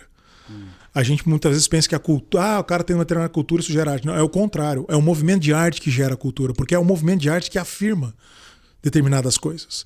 É o movimento de arte que classifica determinadas coisas dentro de uma cultura. Né? São os rituais artísticos que vão definir. Né? Se você pega lá os primórdios da cultura rupestre, lá você vai ver que os caras faziam desenhos para ir caçar. Se você vai pegar as tribos indígenas, está falando aí da África e tal, a maior parte dos rituais que envolvem artes, eles são a premissa do que eles são como cultura.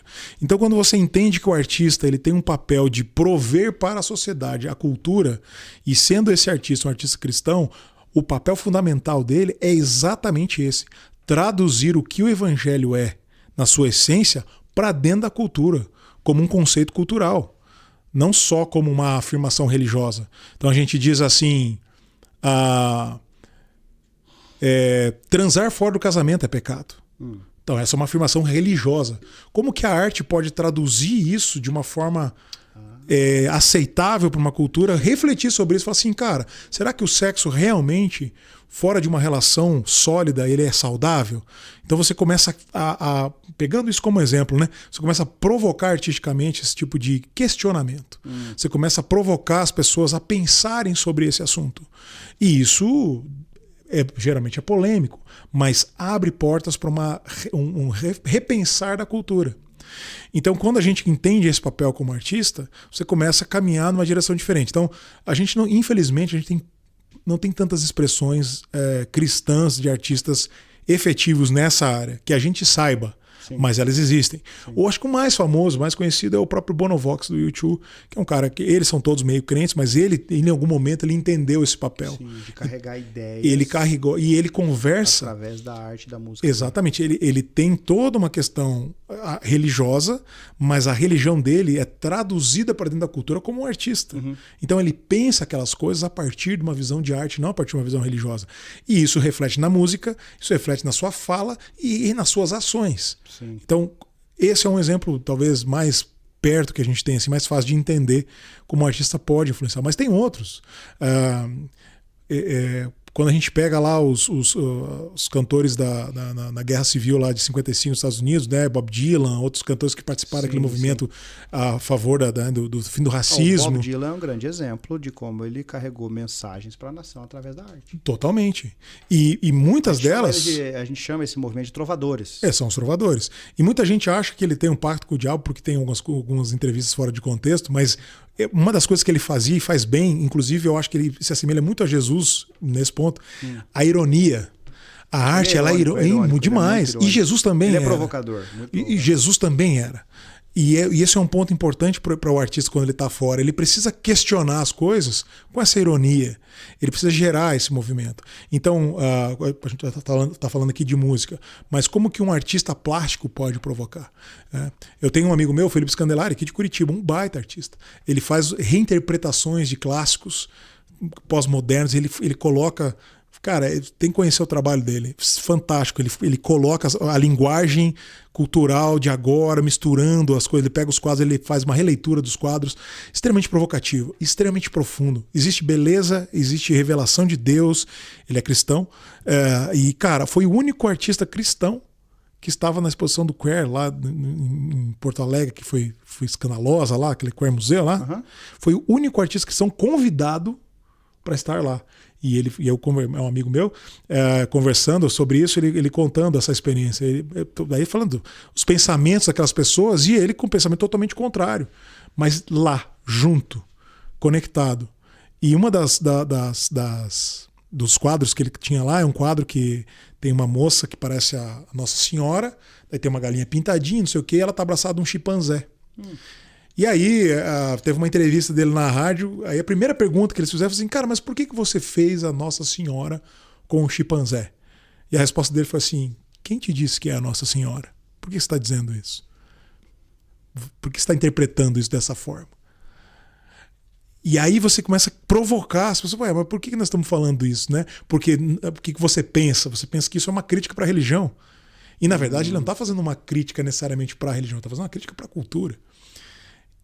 E esse movimento do artista, cara, ele é extremamente importante, porque gera esse lugar. Só que, infelizmente, eu diria que nós não temos um incentivo. Acho que não é uma questão, acho que não é maldade e nem... uma falta de compreensão, às vezes, nossa, como cristãos, sim, de como essas esferas de arte são importantes para essa formação cultural para fora da igreja. Que o que falta é compreensão da importância disso no papel da criação do imaginário da sociedade. Então, totalmente. O filósofo, o pensador é um cara estranho. Todo filósofo, pensador, ele é estranho. Assim, não é uma pessoa muito pop. Não é pop. Não. O Bonovox é pop. Sim. Não sei se as ideias vêm todas dele. Talvez ele deve ter mentores. É que ele se tornou pop e depois ele se tornou... Mas pensa comigo assim, que as ideias elas nascem nesse campo filosófico, não tanto atrativo, mas quem que propaga as ideias para a nação é o mundo pop. Isso. É o artista. É o artista que depura isso, né? Ele codifica aquilo e aí a gente sabe toda essa vanguarda do movimento de Labrie, do Francis Schaeffer, perfeito, que são fantásticos na construção dessas ideias, de dizer como a gente discipula uma nação, pelo campo das ideias, ideias têm consequências. Sim. Então, quer conhecer um país? Ouve a Rádio FM e você vai saber o que o país está pensando. Então, nós ouvimos a Rádio FM agora, ou assistimos a novela lá da emissora, ali tem uma ideia. Sim. Aquilo é que o povo está consumindo. Está absorvendo. O povo está pensando daquela forma. Sim. E eles estão agindo daquela forma. Sim. Se nós pensarmos assim de forma contra a cultura, então existe uma cultura do mal. Perfeito. Está rolando. Ok. Como que a igreja deveria ver que ela pode ser uma contracultura no campo das artes para formar uma ideia saudável para o povo? Isso. Eu acho que você tocou no botão certo. A falta de entendimento disso coloca esse grupo de pessoas como você num lugar que não é tão interessante. Não. Na verdade, você se torna... Eu costumo dizer o seguinte, eu sou secular demais para ser crente e crente demais para ser secular. Repete, você tem que fazer uma camiseta. Eu sou, olhando para a câmera aqui para você, eu sou secular demais para ser crente e crente demais para ser secular. Porque você fica nesse lugar. A igreja te olha com uma certa desconfiança. Eu já tive situações que o cara, tipo, antes de eu subir lá e falar ou cantar, o cara, o que esse cara? né? Claro, já olha o seu estereotipo. E, né? lógico, e se eu tô num ambiente, né, secular ali tocando e tal, e eu toco nesse assunto, o cara também já, o que esse cara tá, que papo é esse? Né? Você já foi assim meio colocado de lado, ou, né, como professor, como palestrante, como por causa dessa figura? Claro, lógico. Tanto dentro quanto É um fora. preconceito, né? É da natureza da falta de compreensão, entendeu? Então, assim, a gente não tem esse lugar, a gente não tem um espaço real para isso. E aí eu digo para você, né? Hoje você pega, no meu caso, na área da música, os shows, grandes eventos acontecendo, as pessoas estão fazendo shows, os shows são músicas que estão sendo cantadas, essas músicas têm uma mensagem e elas estão sendo repetidas em refrões constantemente para uma geração de adolescentes, jovens, crianças, velhos, e as pessoas estão repetindo isso está entrando na cabeça delas, está virando um mantra, isso está virando cultura. Isso, ideias são coisas práticas, porque a pessoa pensa, ela coloca em prática. Ela coloca em prática. E isso não é um acaso. Existem pessoas pensando atrás desses artistas, existem pessoas investindo nessas carreiras. Que investe milhões. E milhões, porque tem uma ideia de controle mesmo. Claro, exatamente isso. Agenda. Tem uma agenda. Lógico, ninguém. Se você vai tocar num assunto, por exemplo, a gente estava falando sobre aborto, né? Cara, tem uma agenda por trás. Então tem um discurso falando sobre liberdade, mas tem uma agenda por trás que está interessada em vender remédio, controle populacional e uma série de outras coisas. Quem está financiando isso tem um interesse. Tem um interesse. E sabe que o artista. Ele precisa achar os artistas para carregar a mensagem. Ele não só acha, ele banca. Ele diz assim: eu vou bancar a sua carreira. Ele não banca só o artista, ele banca o jornalista, ele banca o escritor, ele banca a ciência. Ele fala assim: não, eu vou pagar. Você quer fazer uma pesquisa? Sim. Eu vou pagar, vou te dar $1 pra milhão. Defender a ideia humanista que essa pessoa carrega. Exato. Então, e aí a gente começa a construir uma ideia, a gente começa a ter essa sensação de que tem uma briga e que nessa briga o cristianismo está perdendo. Isso não é verdade. O cristianismo está crescendo como nunca. E você vê isso acontecendo diariamente. O cristianismo está chegando a lugares, o evangelho está se propagando, as pessoas estão se convertendo, isso está acontecendo. As duas coisas estão crescendo igual, tanto a falta de fé quanto a fé. Só que nós perdemos essa oportunidade de equiparar essa briga nesse ponto. Sim. Se nós, como comunidades engajadas com o entendimento de que nós precisamos entrar nessa questão e investíssemos em artistas... A gente fala muito da esfera de influência, mas a gente não consegue preparar o cara para estar lá. Não, ou e a gente nem andar com sabe, ele. a gente não sabe lidar com isso. E essa é a questão. A esfera, até mesmo assim, pensando na nossa universidade, nas aulas que a gente tem, se fala muito das esferas, mas pouco se prepara a pessoa para estar nas esferas de forma atuante e de alto nível. Porque Perfeito. uma coisa é você falar do jogo, outra coisa é você preparar o jogador para ganhar a partida. Perfeito. O campo do futebol. Tá, legal, o futebol é uma paixão nacional. Legal, o futebol é assim, assim, assim, tem 10 na linha, 1 no gol. Agora vai lá jogar. E aí, Dani, então vai lá. Isso. Não. E eu diria... Então, o cara que quer ganhar uma Olimpíada daqui a alguns anos, ele hoje tá comendo diferente, hoje ele tá numa rotina diferente, hoje ele tá tendo os patrocinadores para manter ele naquela performance, né? Você sabe que a gente, nesse encontro de arte, a gente falou uma coisa, eu achei interessante, um comentário sobre as esferas que o Rick falou. Eu achei bem interessante isso, estou refletindo sobre isso. Ele disse, olha, nós estamos numa esfera. A nossa esfera é a esfera religiosa. Nós estamos nessa esfera. Se nós conseguíssemos entender que dentro dessa esfera nós podemos e devemos nos preparar para, a partir dessa esfera, impactar a esfera da arte, a esfera da política, não sei o quê, aí a coisa começa a mudar de figura, porque a gente tem essa compreensão muitas vezes das esferas como, por exemplo, eu sou artista, então eu não estou na esfera da religião, estou na esfera da arte. Não, eu estou na esfera da religião, eu sou cristão, eu confesso Jesus Cristo como meu Senhor e Salvador, e tudo que eu faço, toda a arte que eu faço, todo movimento que eu faço, seja como artista, seja como pai de família, seja como missionário, ele está envolto nisso aqui. Mas daqui, como artista, eu chego lá. A igreja é para ser plataforma. Exato. Enviadora. E aí que às vezes falta pra gente essa compreensão de dizer, cara, vamos fazer. O que a gente precisa fazer? Por exemplo, pegar o exemplo aqui, né? Lady Gaga, teve a Madonna, agora vai ter a Lady Gaga. Né? Cara, se você conhece a Madonna, se você conhece a Lady Gaga, ela voltar lá na Copacabana, você sabe o que essas pessoas dizem. Um show de graça para milhões de pessoas. Alguém tá pagando. Alguém tá pagando. E para falar a verdade, tem muito crente que tá pagando, porque isso vai sair do imposto. Como é que a gente não consegue pensar em algo, claro, proporcionalmente falando, eu tô falando uma coisa muito grande, mas pensando como que a gente pode fazer isso? Como é que a gente pode, por exemplo, bancar uma trupe de artistas cristãos para invadir falando em ondas, né, cara? Vamos invadir o litoral no verão, vamos invadir as escolas, gravar novos álbuns. Cara, vamos pra praça, mas não vamos pra praça. Eu lembro aqui, falando de experiências, eu lembro na época do PAN, no Rio de Janeiro. Não, no PAN americano. PAN americano, sim. A gente estava lá como banda, né? Tocando em alguns lugares. Nós tocamos em alguns lugares e um deles foi no centro do Rio de Janeiro. A gente montou equipamento lá e mandamos ver. E na época a gente tinha algumas músicas, eu toquei algumas músicas minhas, eu tinha um projeto chamado Mr. Distler, né? Era uma banda, né, que a gente tinha.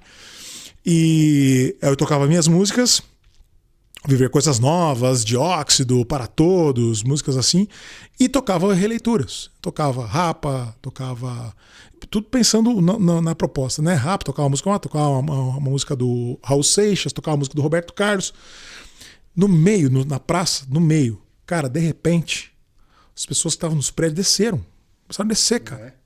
Porque elas ouviram e falaram, cara, isso é bom demais. Não tinha um discurso religioso, a gente não estava vendendo um Jesus religioso, não estávamos vendendo uma igreja, a gente estava um proselitismo. A gente estava discipulando pessoas através da música, cantando verdades.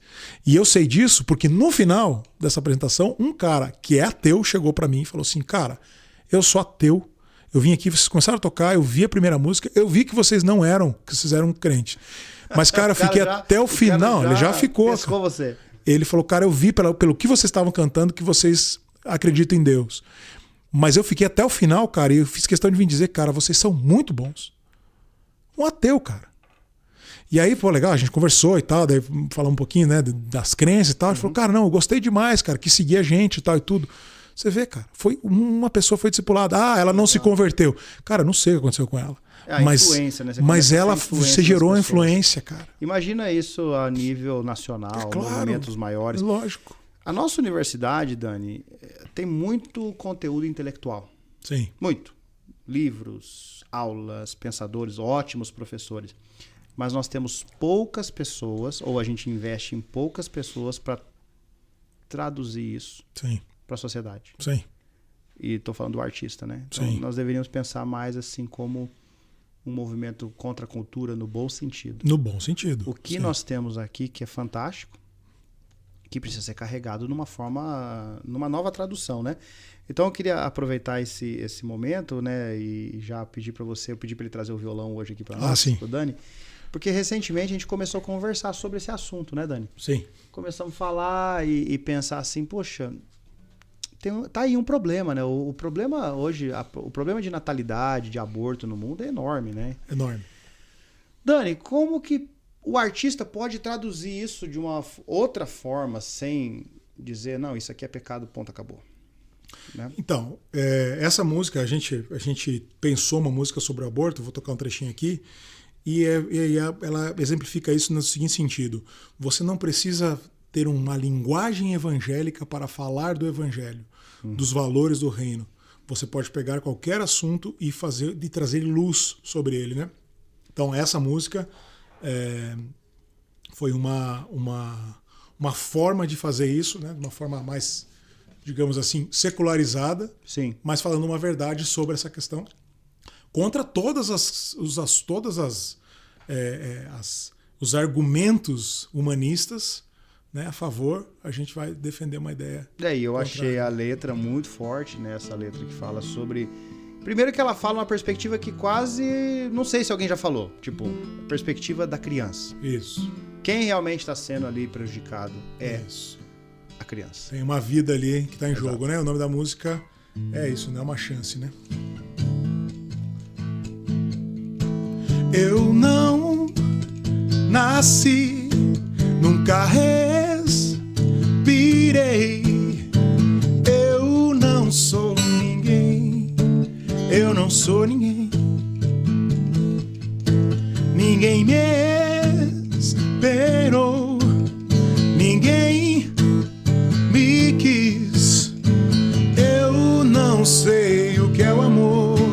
Nunca vi uma flor, nem o sol se pôr, nem o rosto de uma mãe feliz.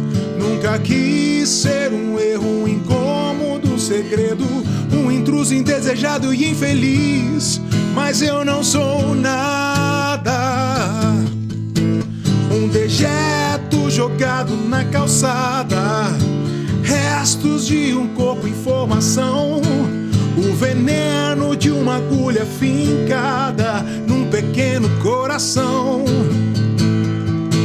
O resultado de um estupro de vulnerável, a vítima que desapareceu, a mensagem de alguém que nunca nasceu, a voz de quem nunca viveu pra dizer: eu só queria ter uma chance pra viver. Eu só queria ter uma chance pra viver. Eu só queria ter uma chance pra viver. Yeah. É isso aí. Bravo. Bravíssimo. Fantástico. Fantástico a percepção, né? Olha só que interessante, né? Me deu uma chance para viver. Sim. Não entrou na briga política, na ideológica, briga ideológica, não, mas não. trouxe assim, puxa, é verdade, né? É. Só que se alguém ouve essa música, fica pensando, rapaz, todo mundo tá brigando, mas ninguém quer ouvir essa criança. Se a criança pudesse opinar, né? Tipo, cara, tá beleza, né? A mulher tem seu discurso, a ciência tem seu discurso, a fé tem seu discurso. E a criança? O que se ela pudesse falar, o que ela diria? Mano, eu só quero uma chance, bicho. Só quero nascer. E quem ouve uma música dessa, a gente tá exatamente dando um exemplo prático, palpável, né, e real. Uma pessoa ouve isso, começa a mexer com o pensamento dela. E eu vou dizer uma coisa pra você, cara, que foi uma constatação, assim, triste, mas importante. E aí a gente volta a falar sobre a relevância da arte. Essa música teve um baixíssimo engajamento. Especialmente do público cristão. Eu recebi muitas críticas das pessoas dizendo: não, acho que as pessoas têm o direito de fazer o que elas quiserem e tal e tudo. E eu fiquei muito intrigado com isso. Eu falei, puxa, cara, e muitas pessoas não cristãs falam: pô, legal você defender. Pô. Muitas críticas do povo cristão. Mas aí me caiu uma ficha, cara. Não sei se Deus revelou ou se eu entendi. Mas por quê? Porque existe a questão do aborto, é uma cultura que existe dentro da igreja e é velada. Então veja como a arte ela tem um papel importante Ela que mexe. questiona todo mundo. O artista sai desse lugar de dizer quem está fora da igreja está errado. Ele começa a dizer o seguinte: não, todos nós estamos correndo o risco de estarmos errados, seja religioso, seja ateu. Porque ele está tocando uma questão que vai para além dessa questão de certo e errado, que é a questão da soberania, do amor, da graça de Deus. Né? Então, esse é um lugar que eu acho que a arte, quando ela ocupa, ela gera isso. E assim, eu fiquei muito em paz com isso, né? Eu fiquei intrigado, mas muito tempo eu falei, cara, se incomodou, se as pessoas não gostaram, então atingiu. Cumpriu um papel. E depois eu fiz uma outra música também sobre o aborto, daí da perspectiva da escolha da mãe. Né? Tipo, cara, ela engravidou de um estupro. E aí? Agora ela tem que escolher, ela mata essa vida ou o amor é maior que todo mal? O amor pode mudar isso. Né? Então eu fiz outras provocações sobre isso. E esse é um assunto. Existem outros, vários que a gente poderia falar. Legal. Sem essa linguagem evangélica. Né? Aí eu fico, você falando, eu tô pensando, né? Existe todo... avenidas, áreas e lacunas, porque tem a música, e aí tem a pessoa que pode escrever um livro, aí tem a pessoa que pode fazer um filme, a pessoa que pode escrever uma novela, fazer um novo teatro, compor uma tela, traduzindo uma ideia fundamental bíblica, não sendo fundamentalista, não sendo religioso, mas sendo assim, bíblico. E vou dizer uma coisa, e aí você tocou num ponto que eu acho fundamental e que é uma coisa que a gente precisa entender. Toda a verdade sobre o aborto, nesse caso, não cabe nessa música. Eu teria que fazer 100 músicas sobre isso e ainda assim não falaria. Mas se eu faço uma música, alguém escreve um livro, outra pessoa faz um quadro, outra pessoa faz uma peça de teatro. Aí você começa a gerar uma cultura. As pessoas começam a olhar para aquilo e falam, opa, peraí, eu ouvi uma música, eu ouvi uma peça, eu vi um quadro, eu li um livro, tem uma manifestação artística aqui, aí a pessoa começa a transformar isso em cultura. Por isso que eu digo, isso é muito importante. E a gente precisa, como igreja, despertar para isso. Sim. E entender esse papel. Se nós pensarmos nessa ótica, porque é uma ótica mais evangelística, não daquele evangeliquez que Jesus morreu na cruz. Então, Sim. se a gente fosse pensar assim, toda música teria que falar de Jesus crucificado. Exato, certo, né? exato. Então a gente rompe essa lacuna, entende que a verdade ela começa em Gênesis e segue por toda a narrativa da Bíblia. Então ali tem incontáveis possibilidades de comunicar um valor. Né? Então o convite aqui, acho que a gente está na mesma página, convidando os artistas e a igreja a investir mais em valores a serem transmitidos para a sociedade. É isso que você está falando? Exatamente. Valores que nascem dessa percepção redimida, né, do ser humano a partir do evangelho. Né? Então, e uma coisa importante que você falou aqui, se você pega Jesus aqui, a gente lê Jesus contando as histórias num ato total de oralidade cultural, totalmente adequada para aquela situação cultural, e a gente acha que aquilo é religioso, mas não é. As parábolas de Jesus eram situações. Era muito o que o povo tinha. E eles entendiam, é lógico, e eles entendiam. Terra, vinha lá o fariseu com salmos e não sei o quê, falando coisas absurdas que não faziam sentido, não. Vinha Jesus e contava uma parábola da semente, o cara falava assim, entendi. Então o artista faz isso, ele vai para o assunto do cotidiano, ele vai para a cultura do cotidiano para falar para o povo. Populariza. Legal. Vai falar com um político? Então não vamos falar uma coisa mais política. Vai falar com filósofo? Você quer falar com, por exemplo, você vai falar com um ateu, um filósofo ateu? Você está num tipo de assunto, com um tipo de discurso. Você vai falar de ateísmo para um cara que não sabe nem o que é Nietzsche, mas ele se posiciona por uma questão de rebeldia, você vai conversar de outro jeito com o cara. Sim. Entendeu? Então, e isso é o lugar da arte, né? A remissão desse valor em prol desse... O que será que poderia ser um conselho para a igreja, líderes de comunidades que estão ouvindo e falam assim, poxa, que assunto interessante, por onde eu começo? Não que ele é o artista, mas ele é o cara que tem artistas na comunidade. Perfeito. Começa por onde? Olha, minha sugestão inicial é abra espaço para o artista da sua igreja. Abrace esse artista e escute ele. Não venha com juízo de valores, escute a lamentação dessas pessoas. Os artistas, muito artista frustrado, igreja, é por isso que eles saem. Eu não estou defendendo que tudo que eles estão dizendo é certo, ou que eles não precisam, às vezes, de um discipulado. Na verdade, precisam. Sim, mas o primeiro passo é você abrir espaço para que eles possam pensar, para que eles possam entender isso. Proponha espaços de arte para que eles possam, dentro da igreja, falar sobre isso. Mas incomoda. Cara, vai incomodar, mas passa.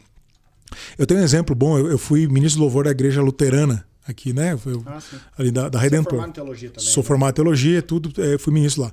E na Trajano Reis, a primeira rua boêmia de Curitiba, Trajano Reis. E a igreja está lá, 150 anos. Cara, que oportunidade maravilhosa de falar de Deus ali, né? Só que é uma igreja luterana, mas reservada e tal. E aí tem um muro de pedra enorme, cinza, que ficava ali, todo chapiscado, riscado, todo esbagalado. Aí o que eu fiz? Eu pensei, cara, vamos fazer uma parada aqui. Chamei uns amigos grafiteiros, pagamos as tintas para eles, assim, galera, tem um muro enorme para vocês deitar a mão. A única coisa que eu preciso é um espaço para vocês fazerem um desenho, porque era 150 anos da Reforma. Sim. 500 anos da Reforma, 150 anos da igreja. Falei, cara, eu só preciso que vocês façam esse desenho, dei o desenho para eles, o resto vocês façam o que vocês quiserem. Criativos. Cara, num culto de domingo de manhã, enquanto o culto estava rolando, os caras estavam grafitando. E eu estava lá, um culto de manhã, o pessoal mais idoso. Eu falei pra galera, quando terminar o culto, falei pro pessoal da igreja, vocês vão lá, quero que quem puder, vai lá fora, que tem uma surpresa para vocês. E aí, quando acabou o culto, eles foram, tava pronto o muro. Cara, eu vi as velhinhas emocionadas, cara, impactadas. Eu achei que eles iam ficar revoltados. Todo mundo achou.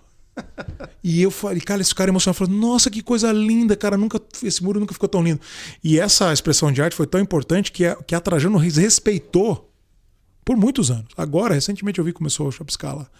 Uma manifestação artística religiosa na Trajano Reis, num lugar onde a galera picha e tal, sendo respeitada pela comunidade, porque a gente respeitou a linguagem da arte, usamos o próprio grafite, né? Dentro de uma comunidade ali e tal. Então, assim, você veja como um ato assim simples pode mudar a relação. E conectou a igreja de alguma forma com a Trajano Reis.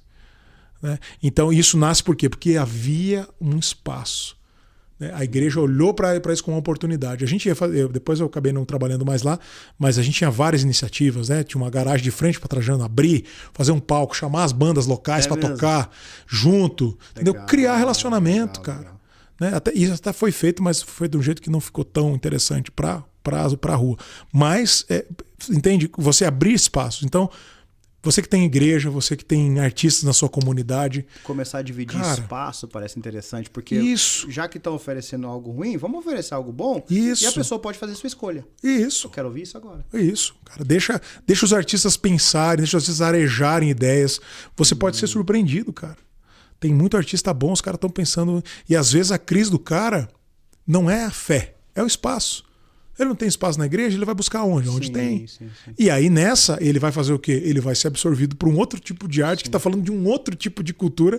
E aí depois você diz assim, artista é tudo esquisito. Cara, esquisito é essa relação que você tem com o artista. Rebelde, submisso, pecador, tá tudo... Então, quem não é rebelde, submisso, pecador, que atira a primeira pedra. Quem não foi, né? Pô, pelo amor de Deus, a gente tá lidando com isso. Né? Cara, a gente lida com isso o tempo todo, cara. Né? São pecados que estão... Então, e o artista é mais sensível. Então, dê espaço para o artista. Acho que esse é um excelente começo. E compre esse livro e dê para os seus artistas. E, cara, esse livro tem uma coisa legal. Cada capítulo, quando termina aqui, ele tem umas perguntinhas. Então, você lê... aplicações práticas. A gente faz. Eu tenho um grupo que a gente faz isso. Um guia de estudos aqui, ó. Você vê aqui no final, um guia de estudo, ele faz perguntas. Um início para a pessoa que é líder e tem grupo de artistas na igreja. Vamos ler esse livro junto e vamos conversar. Isso aqui é uma ferramenta sensacional, sabe por quê? Porque faz o cara pensar. A gente estou com um grupo aqui, a gente fez 2 encontros. Cara, já mexeu na... E o cara que é jovem, que tem inclinação artística, a gente está dando um conselho pro líder. E pro cara que quer, não sabe como, por onde, o que você falaria para ele? Bom, 2 coisas importantes. Primeiro, se você está numa comunidade... Se você vive a comunidade da fé, você precisa entender que tem limites que são importantes. O limite ele traz muita liberdade. Tem que entender o limite. Então, às vezes, cara, se a sua liderança é saudável, se submeta. Esteja com ela. Né? Aceite o limite da comunidade como ela é e se manifeste a partir disso. Né? A Michelangelo pintou a Capela Sistina. Né? Ele não pediu, cara, me deixa pintar lá para fora. Tinha um limite. Dentro daquele limite, ele fez a expressão. Ele criou uma obra de arte que ficou eternizada. Crie a sua arte dentro dos limites estabelecidos pela sua comunidade, porque a sua comunidade precisa ser discipulada tanto quanto você precisa ser discipulado, então é um discipulado mútuo. Né? Se submeta e principalmente não seja crítico daquilo que você acha que está errado, mas trabalhe, faça críticas no sentido de caminhar junto. Né? Por exemplo... Critico, mas eu estou aqui para ser resposta também. Exatamente. A crítica saudável é aquela onde eu encontro um ponto que não está legal e eu digo, cara, vamos trabalhar junto para melhorar isso. Eu acho que a gente poderia fazer assim, poderia fazer assado. Legal. Não é um caminho fácil. Legal. Não é um caminho fácil, nem para o artista, nem para a igreja. Mas eu garanto que se houver essa sinergia, cara, só tem fruto. Só tem fruto bom, cara. Massa. Poxa, é empolgante o assunto. Acho que... desperta a atenção e interesse de muitas pessoas. Dani, se você fosse assim falar agora no final do podcast, a gente está chegando já no nosso tempo, um convite a uma reflexão. A gente está trazendo reflexões aqui para o jovem aspirante, também para o líder, mas de tudo que a gente estava falando aqui, tem algum ponto, alguma coisa que você quer trazer e falar assim, vamos ficar com isso? O que é o nosso takeaway? O que a gente vai levar para casa hoje? Cara...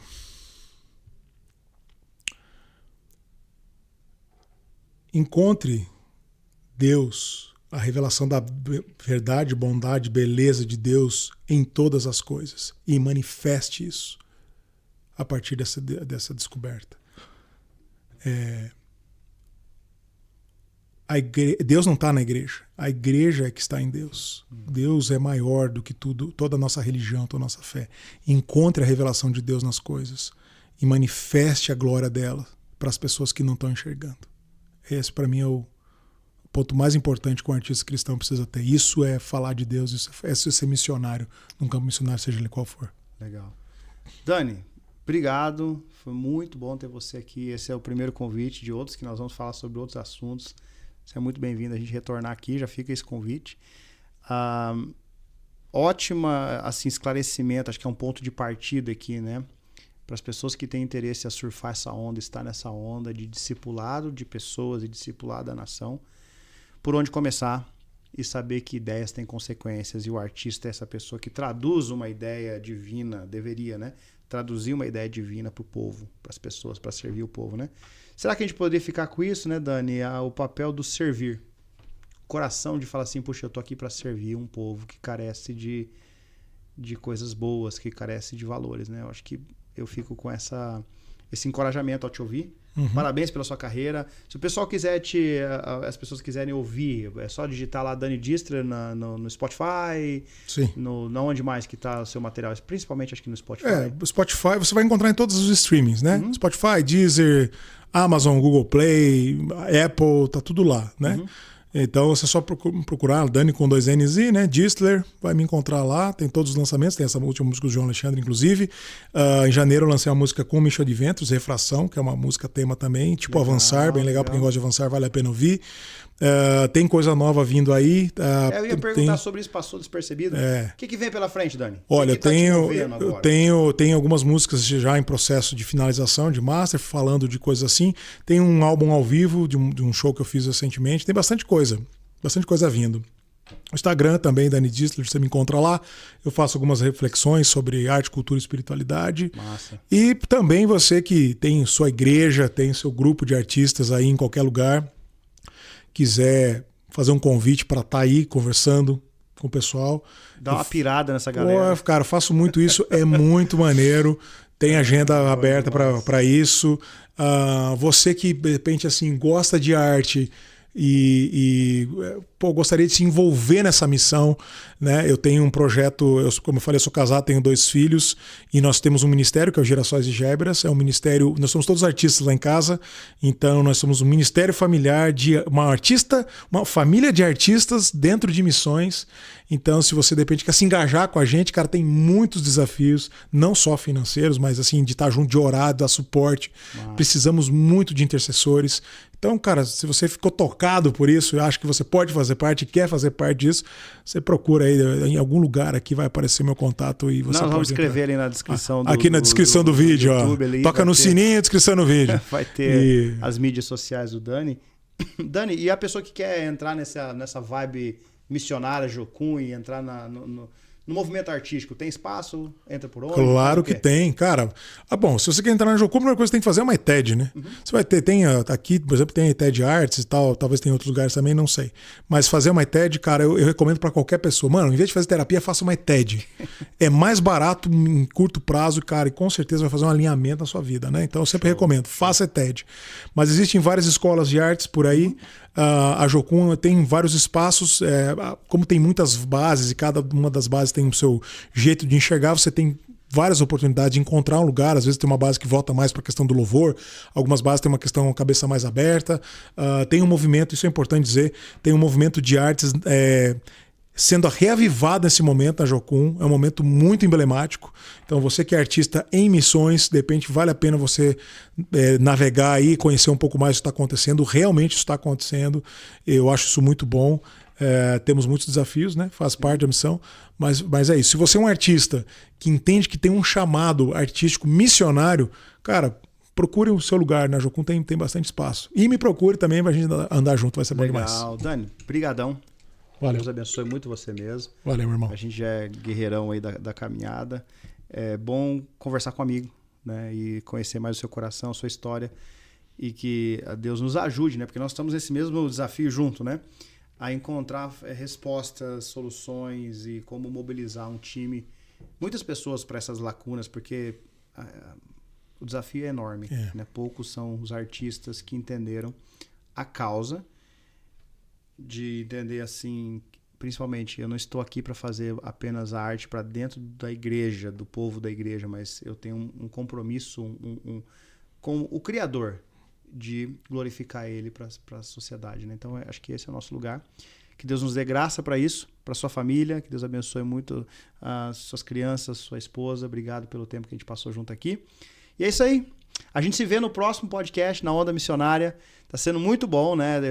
A gente vai aprendendo, a gente vai crescendo, a gente vai, assim, desenvolvendo mais conteúdo. Isso aqui também é uma expressão de desenvolvimento intelectual, filosófico, Totalmente, cristão, porque sim. aqui tem um público. Sim. E a gente está tentando falar a linguagem deles. A linguagem deles é podcast, então eu tô aprendendo. Boa. Vamos nessa. Vamos nessa. Vou surfar essa onda. Deus abençoe vocês, gente. Até a próxima.